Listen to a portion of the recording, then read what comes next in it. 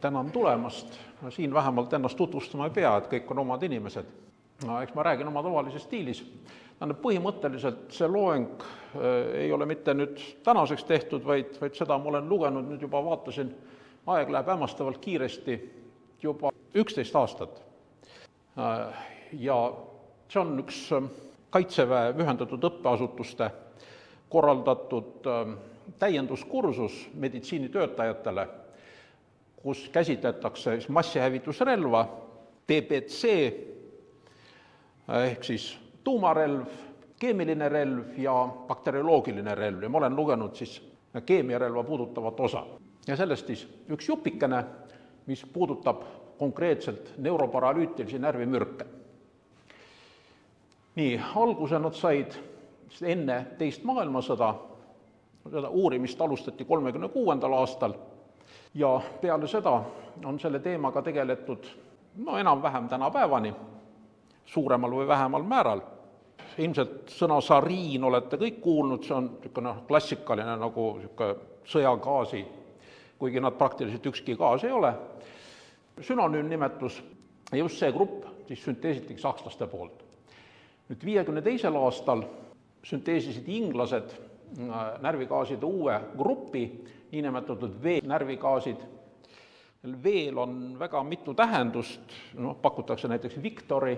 See oli inglastele hea tehing, nad ise loobusid VX-ist, aga nad vahetasid, said ameeriklaste käest termotuumatehnoloogia, nemad andsid selle VX-tehnoloogia neile.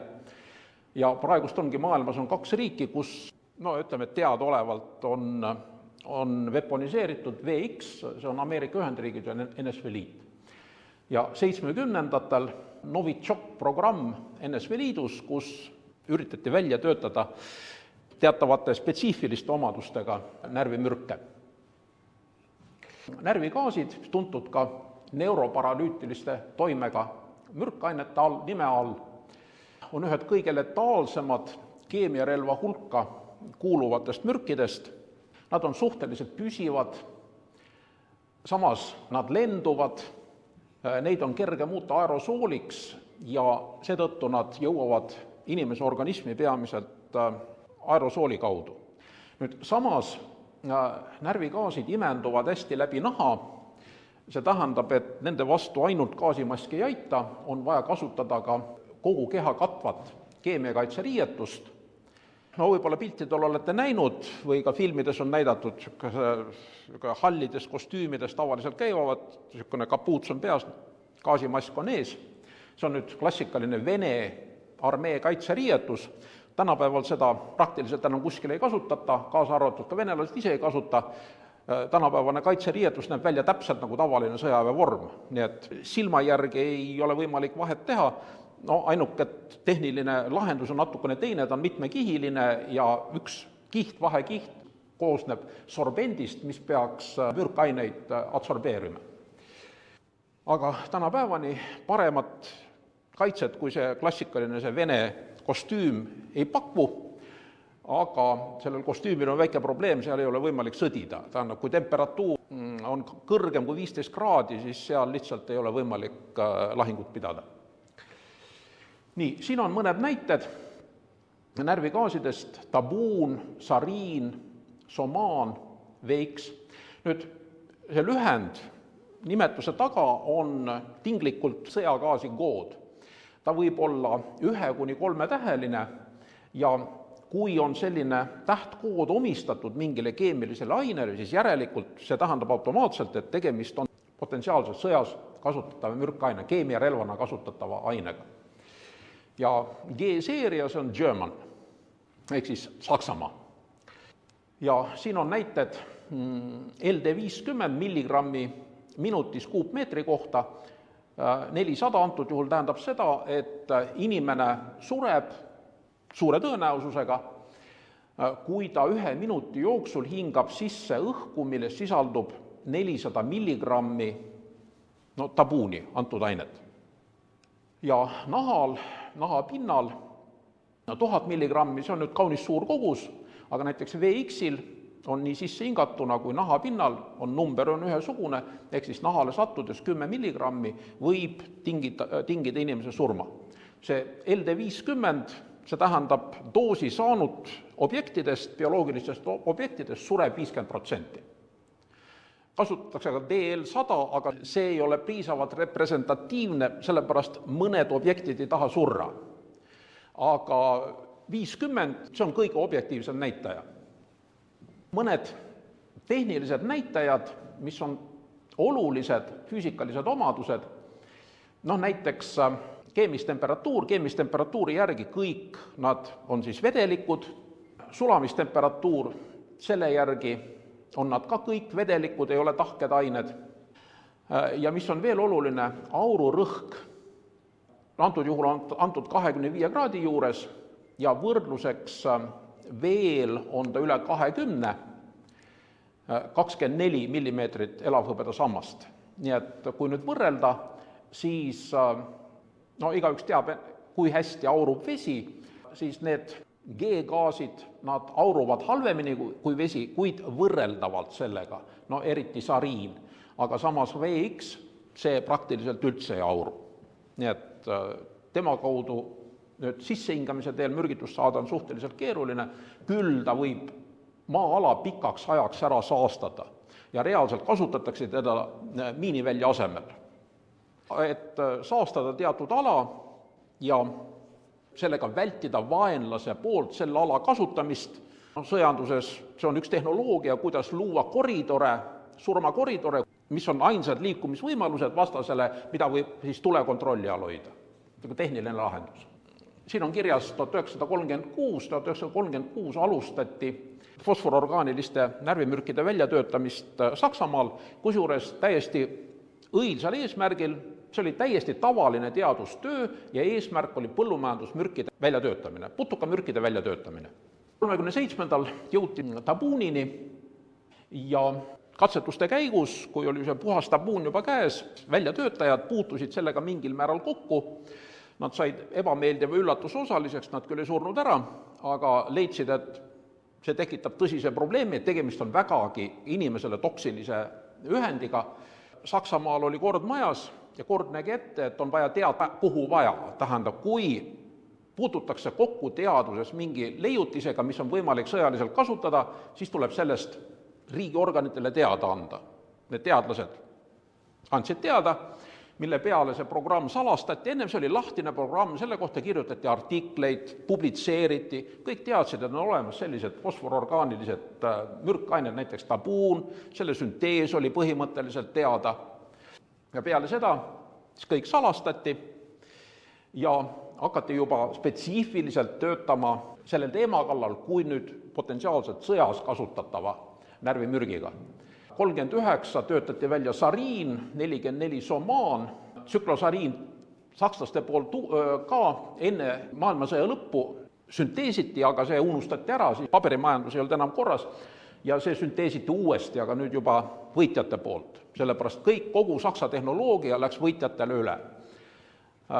Sakslased sõja ajal käivitasid tabuuni tootmise, see oli üks linnakene Ida-Saksamaal, praegust on ta Poolas, jõudsid toota mitu tuhat tonni tabuuni, ta oli veponiseeritud, veponiseerimine tähendab seda, et on välja töötatud kandurvahendid, lennukipommid, suurtükimürsud, need olid ladustatud, nii et mitu tuhat või kuni 20 000 tonni, ma olen numbreid näinud, oli neil valmis tehtud. Kui venelased 45. aastal selle territooriumi üle võtsid, siis terve see tehas puhtal kujul ešeloni ja pandi üles juba Venemaal.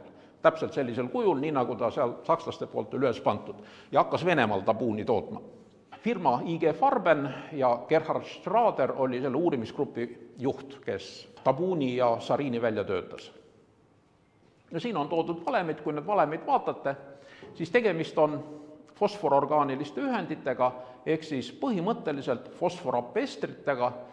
Tabuun sisaldas tsüanorühma, teised sisaldasid fluoriaatomit ja tegemist oli siis üle hapniku estriga ja süsinikahel oli juba üle hapniku seotud.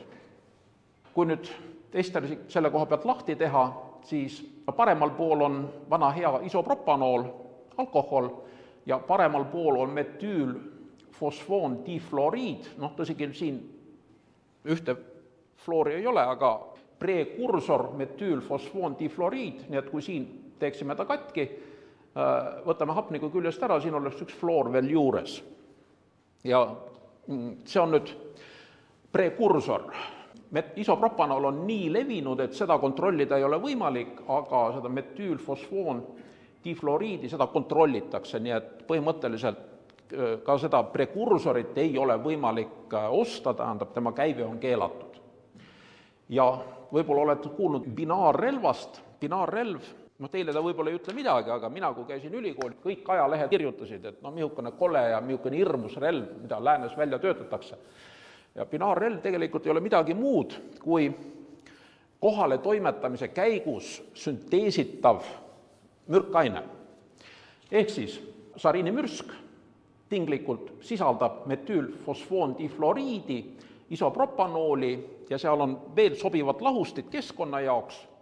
Ja kui nüüd see kõmakas käib, nad on omavahel sektsioonides eraldatud, mürsk lendab rauast välja, siis vaheseinad, segusid ühendavad vaheseinad lähevad katki, mürsk pöörleb, need segunevad ja see ajal, kui see mürsk lendab seal mõnikümmend sekundit, sel ajal sünteesitakse see mürkaine valmis. Tõsi küll, ta on kehvakene ja saagis on väike, aga pluss on see, et komponendid säiluvad palju paremini ja nad ei ole ohtlikud, nende säilitamine ei ole ohtlik.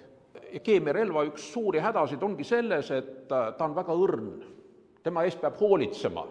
Näiteks, kui on mürsud selle sama sariiniga valmis tehtud, siis regulaarselt, suhteliselt väikese ajavahemiku järel, kusagil 5 aasta tagant on vaja nad laost välja tuua, mürsud tühjaks teha, sariin ära puhastada, uuesti tagasi panna. Nii et see on kohutavalt töömahukas ja ajamahukas. Keemiarelva töökorras hoidmine. Sellepärast, et tegemist on üliaktiivsete ainetega, muidu nad oleks mürgised. Peale kauba estriline side kergelt lagunevad. Tilk vett pääseb juurde ja juba hakkab lagunema. Veegaasid, siin on süsinikahel on nüüd üle väävli, nii et üle väävli on tegemist estriliste ühenditega. Ja siin on nüüd üks tankitõrjemiin, põhimõtteliselt ameeriklased tegid lihtsalt tankitõrjemiinist võtsid lõhkaine välja, sisse ja ainult üks suhteliselt väike laeng, täideti VX-gaasiga ja see on nüüd VX-miin. Kui vaenlane juurde jõuab, siis mingi trikiga pannakse ta plahvatama. Kas distantsilt või vaenlane ise. See ka Ameerika sõjaväe varustus ole miin. Miks pärast ei ole Vene pilte internetist ei ole võimalik kätte saada, aga tähendab, iga asi, mis on ameeriklastel, on garanteeritult 2 korda suuremas hulgas olemas venelastel, garanteeritult. Nii, siin ongi see VX, aga oluline see, tähendab, ta on väga halva lenduvusega ja kui nüüd neutraalses vesikeskkonnas sariin püsib tunde, siis VX püsib päevi, ehk siis halbade asjaolude kokkulangemisel, kui mingi ala on saastatud VX-iga, siis see võib olla mitusada päeva, 200–300 päeva võib olla ohtlik. Sariin suhteliselt kiiresti, ta hüdrolüüsub kergelt ja ta laguneb ja muutub inimesele praktiliselt kahjututeks komponentideks. Isopropanool, kui teda just ei joo, siis ta kedagi ära ei tapa. See teine komponent ei ole nii lihtne, aga üldiselt ta ka nendes kontsentratsioonides midagi halba ei tee. VX-i on kasutatud ka, see on rohkem küll kurioosum, Aum Shinrikö. Seal oli arst selles seltskonnas, kes tegeles närvimürkide sünteesiga, VX-i sünteesis, sariini sünteesis ja sellega neil õnnestus isegi üks inimene ära tappa, määriti kokku pind, millega sihtmärk pidi kokku puutuma ja tõesti ühe inimese puhul see õnnestus. Viimane suur furoori tekitanud sündmus oli 2017, kui tapeti Kim Jong-nam ehk siis Põhja-Korea isevalitseja Kim Jong-unni vanem poolvend. Neid on palju seal, neid on tal õdesid ja poolvendi on palju. Aga see oli nendest kõige vanem ja kõige läänelikum, kes nagu oma jalga Põhja-Koreasse ei toonud ja ühtegi head sõna ka oma noorema venna kasuks ei öelnud. G-gaasid arendati edasi GV-gaasideks, teada on, et sellega tegelesid kindlasti venelased, ameeriklased tegelesid ja väidetavalt ka inglased ja Novitšok-seeria. See on nüüd Nõukogude Liidus 70 algus kuni 90-ndad, kuni praktiliselt perestroika nüüd lõpuni, kuni Nõukogude Liidu lagunemiseni orgaanilise keemia ja tehnoloogia teadusliku uurimise instituudis välja töötatud aine, koodnimi oli foliant, foliant on seotud ka taimedega, taimelehtedega ja ametlik see katteprogramm oligi uute taimekaitsevahendite väljatöötamine. Ja seal töötatigi taimekaitsevahendeid välja. Selle programmi juhid said Lenini preemiad, uurimistöö toimus siis instituudi Saratovi oblastis Volga lähedal Šihhane linnas paiknevas keskuses. Ja sellest rääkis üks inimene, kes 90 algul, tatarlane, Kaasanist pärit, läände putkas üle. Aga ta ka ei rääkinud väga palju. Andis mingisuguse pildi, näete, siin on tegemist üle hapniku estriga, aga hapnik on seotud lämmastikuga, mitte süsinikuga. Teiste puhul oli kas hapnik või väävel olid seotud süsinikuga. Ja tingimused, tähendab, mis olid selle programmi väljatöötamise aluseks, oli vaja luua ained, mis oma toksilisuselt ei jääks maha seni tuntud veegaasidest, nende poolt esile kutsutud mürgistust poleks võimalik ravida seni tuntud vastumürkidega, nende tootmises kasutatud lähteaineid ei tohiks kattuda seni tuntud mürkainete lähteainetega, ehk nad ei tohi olla keelatud prekursorid, ja neid ei tohiks olla võimalik avastada NATO poolt kasutatavate keemiliste ründeainete detektoritega. Seal on füüsikalised, keemilised detektorid, mida kasutatakse. Kõige nüüd eesrindlikumad on pisikene massspektromeetri tüüpi, ta ei ole päris massspektromeeter, aga see kasutab näiteks time of flight parameetreid nende mürkainete tuvastamiseks. Novitšokiga üritati ära tappa ühte Vene endist agenti, kes kinni kukkus, Moskvas istus ja inglaste vastu välja vahetati, üritati seal ära mürgitada, ei õnnestunud ja siis üks võttis sõna sellel teemal kui üks selle Novitšoki väljatöötajatest.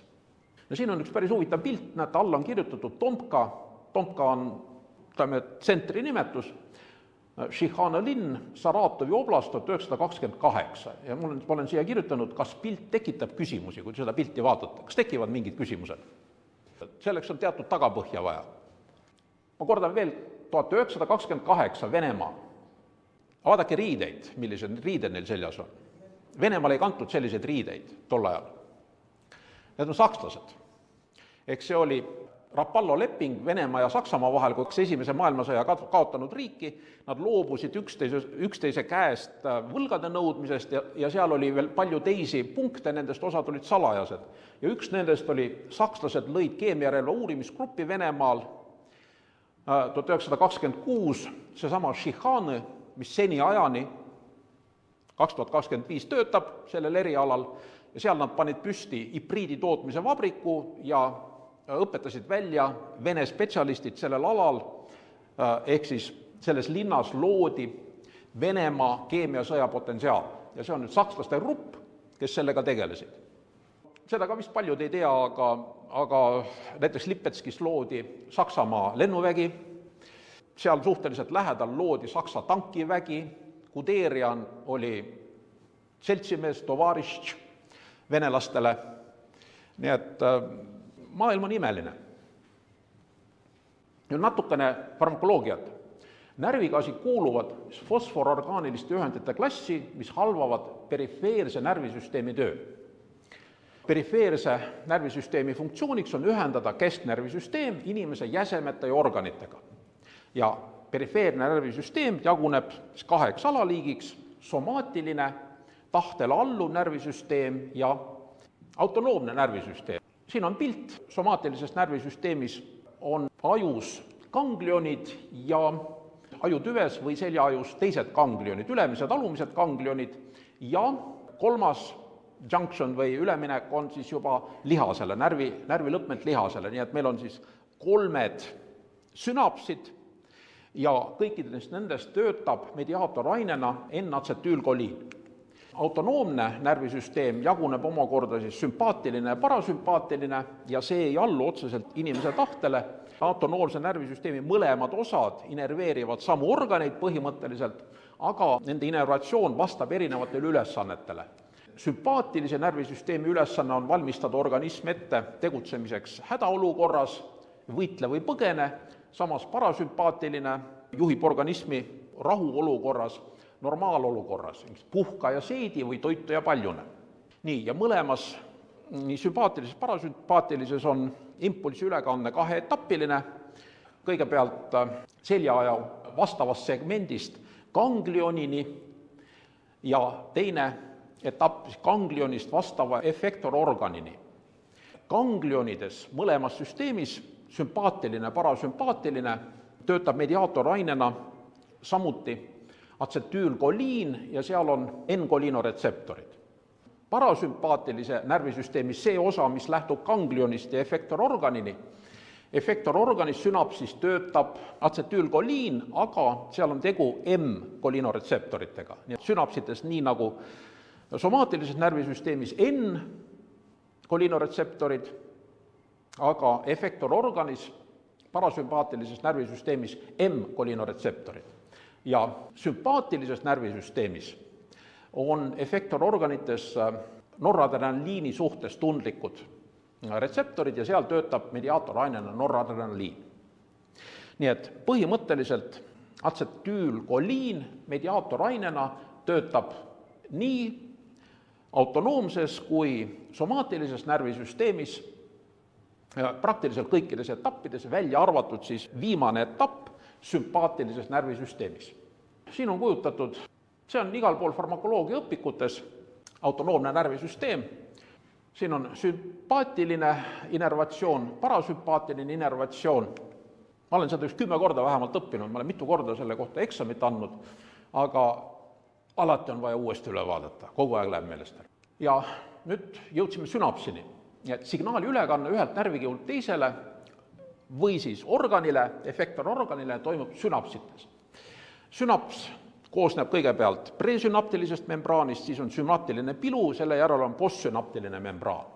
Presünaptiliselt membraanilt vesiikulitest vabaneb mediaatoraine, liigub läbi sünaptilise pilu, see on kuskil 30 kuni 50 nanomeetrit läbimõõduga, nii et väga väike, ja kui ta jõuab postsünaptilisele membraanile, puutub kokku seal retseptoritega, tekitab signaali, kui see signaal on piisavalt tugev, siis käivitub elektriimpulss läheb järgmise sünapsini, vabastab seal mediaatoraine ja nii edasi.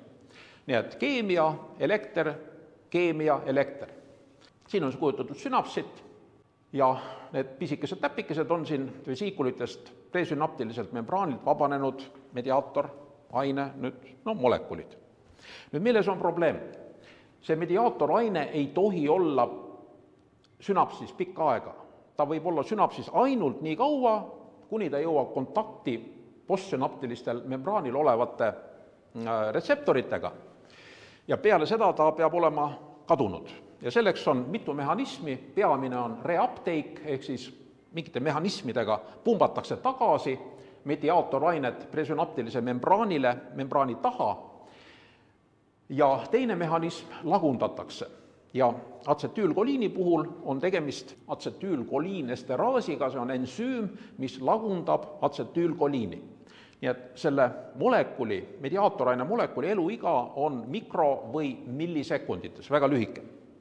Kui ta pikka aega on sünapsis, siis ta kogu aeg ärritab postsünaptilisi retseptorid, repolarisatsioon pole võimalik ja sünaps sisuliselt on välja lülitatud. Ma usun, et farmakoloogias tuleb see tuttav ette, näiteks müorelaksantide toime. Nii, siin on nüüd kujutatud atsetüülkoliini, see on suhteliselt lihtne, äädikappe on happe ja koliin on alkohol, nii et tegemist on estriga, estrilise ühendiga ja atsetüülkoliinesteraas hüdrolüüsib selle, vabaneb äädikappe ja koliin. Põhimõtteliselt, kui me siit vaatame, on etanool, nii et etanoolis üks vesinik on asendatud kvaternaarse aminorühmaga. Ja kiirus on kaunis suur, nii et sekundis üks molekul atsetüülkoliinesteraasi hüdrolüüsib umbes 5000 molekuli atsetüülkoliini. Nii et see tegevus käib ka milli- ja mikrosekundites. Ta on kaunis suur, ta on valguline ensüüm, kuskil 150–350 kilodaltonit.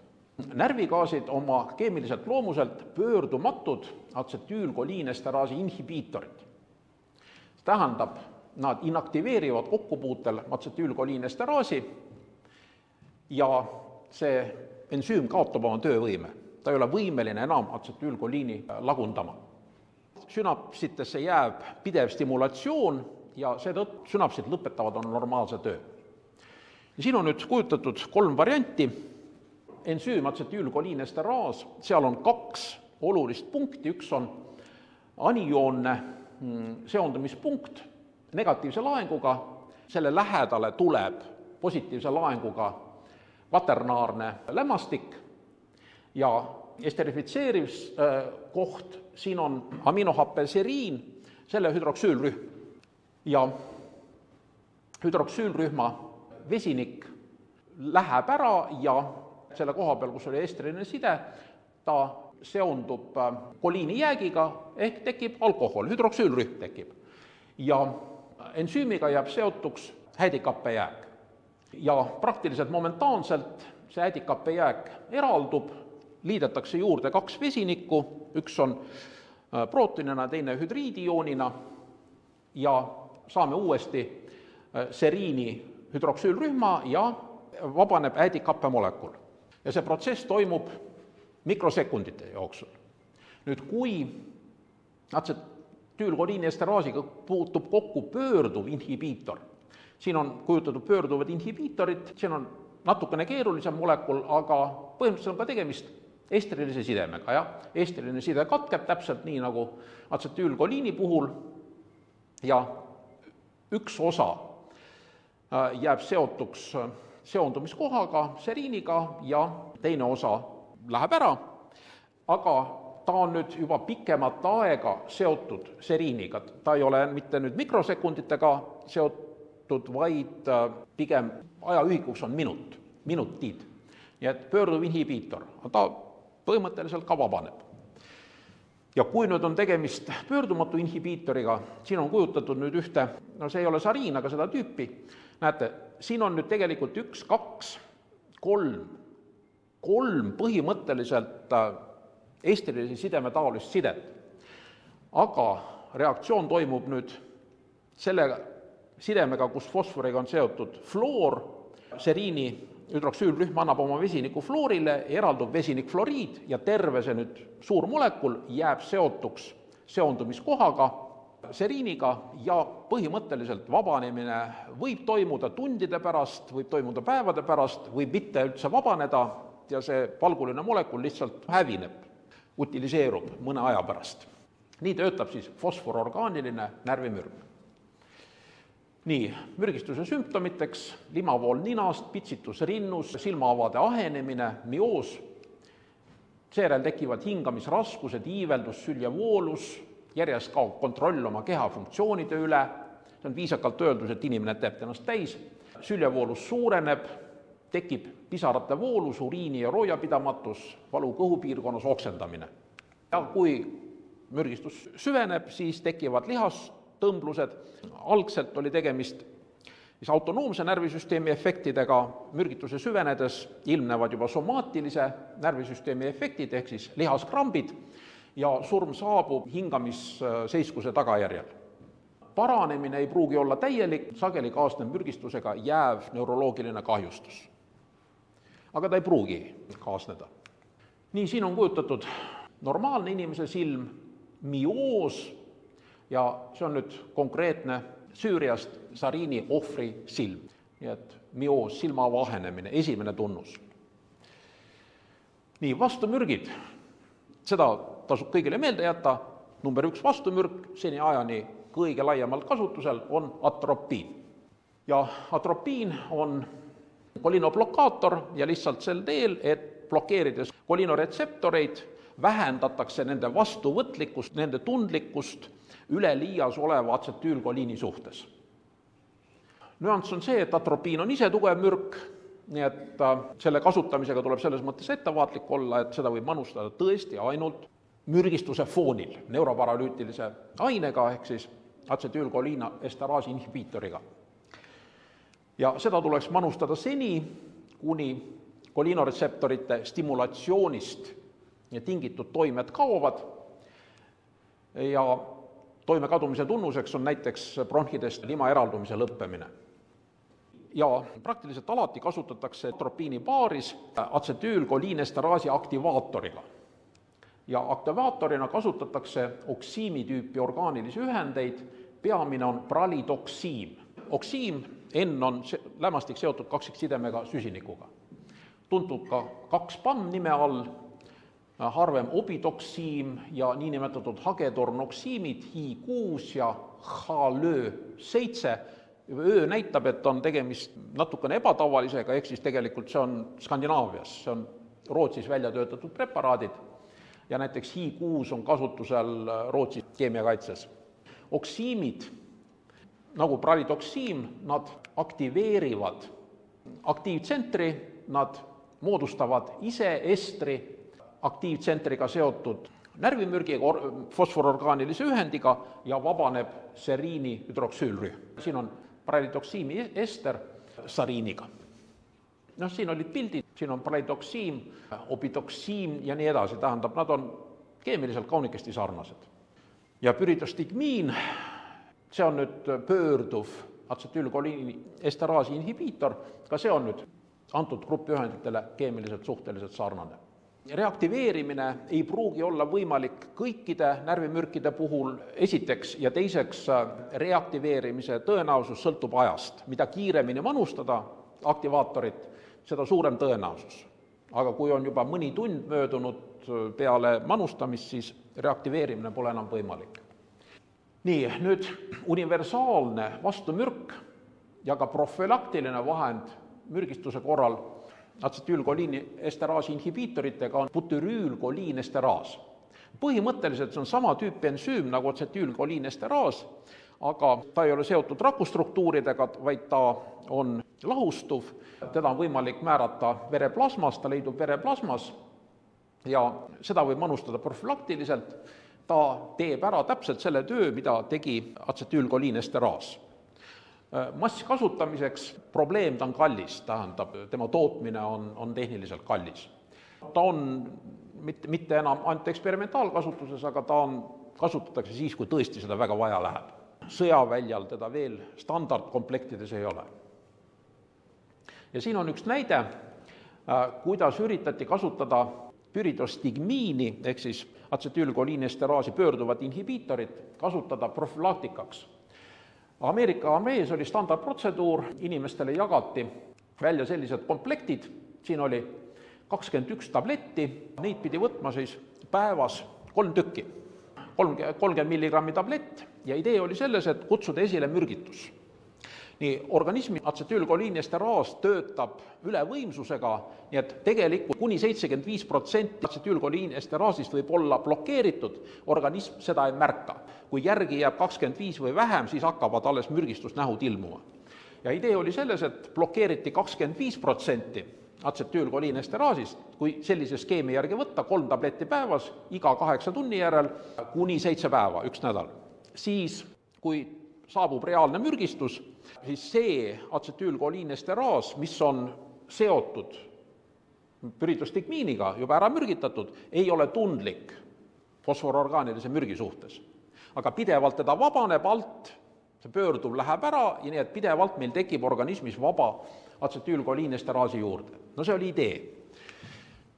Aga pärast leiti, et see idee võib-olla ei olnud kõige parem ja seda Ameerika armee esimese lahesõja ajal kasutas ja arvatakse, et massiline kasutamine oli üks komponent selle nii nimetatud lahesõja sündroomi tekkes. Tänapäeval armees kasutatakse automaatsüstlaid, vana tüüp oli Mark 1, väiksem sisaldas atropiini 2 milligrammi ja 600 milligrammi pralitoksiimi kloriidina, süstiti kõigepealt 1, seejärel 2 ja süstal aktiveerus, kui ta võeti sellest hoidjast välja. See tõmbas vedru pingule ja edasi oli ainult vaja see ots, kas roheline või siis see mustas-pruun, see suruda tagumiku nüüd ülemine veerand või siis eelistatult reie ülemine osa. Automaatsüstal ta käivitus. Tänapäeval kasutatakse või on peale tulnud uuem variant, kus on nüüd mõlemad komponendid ühes süstlas koos. Täpselt samasugune vahekord, 2 milligrammi ja 600 milligrammi, aga kõik toimub ühe süstimise korras. See tagant, see hall kork on vaja ära võtta, see aktiveerib süstla ja suruda vastu reit ja süstimine toimub. Vasakul pool see on militaarvariant, paremal pool on olmevariant. Miks? Aga tähendab põhimõtteliselt, Ameerikas vähemalt on see lubatud, FDA luba on nii militaar- kui tsiviilvariandile vabakäibes kasutamiseks. Ja see on rootslaste variant, sisaldab seda hiiguut pralitoksiimi asemel. Nii. No ja veel nii palju selle teema puhul, et inimesel on lubatud manustada 1 kord antidootit. See tähendab, kui inimesel on mõistus peas, siis ta võib 1 korra manustada. Teised võivad manustada kuni 3 korda. Tähendab, ta on teadvuse kaotanud, siis teised võivad manustada kuni 3 korda. Pluss veel diasepaam, aga seda võib manustada põhimõtteliselt juba meditsiinipersonal, mitte arst, kas või parameedik, seda võib manustada kuni 3 korda, tähendab kuni 3 automaatsüstlatäit, 1 automaatsüstlatäit on 10 milligrammi. Ja viimane ma proovin, kas saab video käima. See on Iraagis, Ameerika sõjaväelased teevad nalja. Aga siin on väga hästi näha. Aktiveeriti.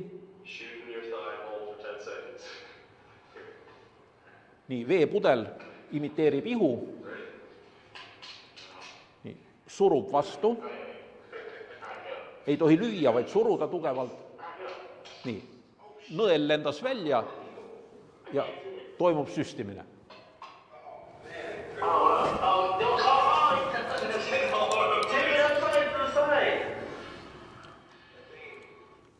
Okei. Ma arvan, et õnnestus ajapiiridesse jääda nüüd. Tänan kuulamast.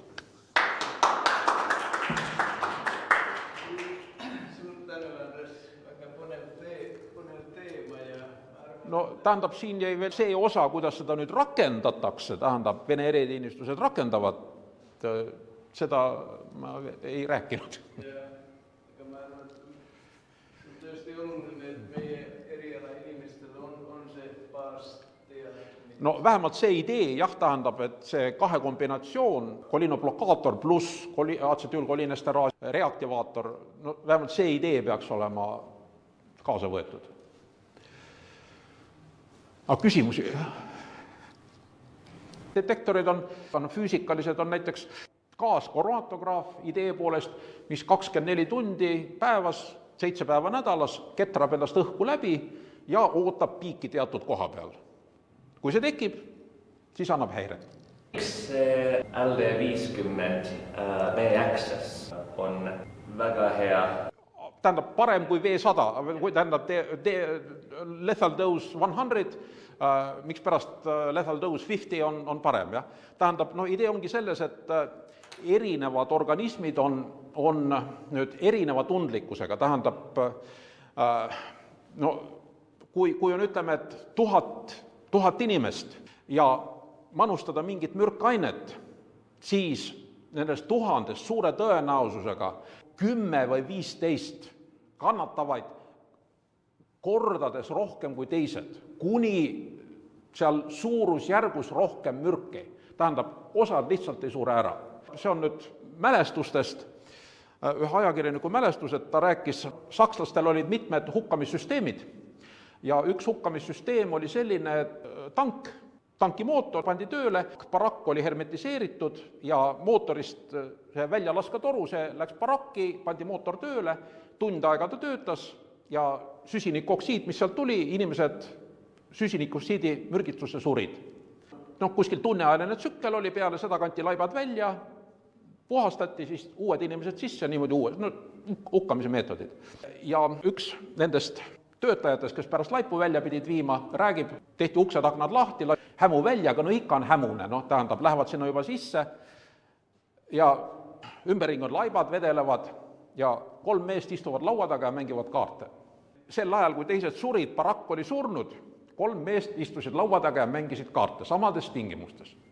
Sellepärast hästi 100% ei mängi välja. Individuaalne tundlikkus võib olla väga erinev. Kas ma vastasin küsimusele? Kõik on ebastabiilsed. Kui ebastabiilsed, kui kiiresti see inaktivatsioon siis alguses keskkonnas toimub? Minutitega. Jaa, tähendab, see on kõige lihtsam näiteks deaktiveerimismeetod, võtta keedusoola, naatriumhüdroksiidi, autoaku, panna sinna elektroodid sisse, tekib hüpokloorishappe või naatriumhüpoklorit. See on tugev oksudeerija aluselises keskkonnas, see sekunditega võtab kõik puhtaks. Nii et põhimõtteliselt pesuvalgendaja või see desinfektant, hüpokloorishappe, naatriumhüpoklorit, selle lahus aluselises keskkonnas, see on universaalne. Ja enamus, tähendab, see VX oli selles mõttes üks tuimemaid, aga praktiliselt kõik on nad nii nagu veega kokku puutuvad, ilma igasugust abivahenditeta, nad lagunevad seal minutitega või tundidega. Deaktiveerimine on lihtne.